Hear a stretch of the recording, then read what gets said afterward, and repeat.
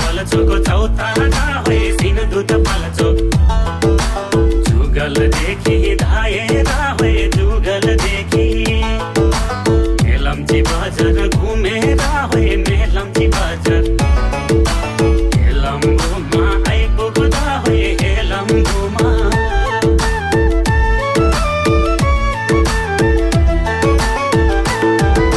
सिन्धुत पाल्चोको चौतारा होए सिन्धुत पाल्चोक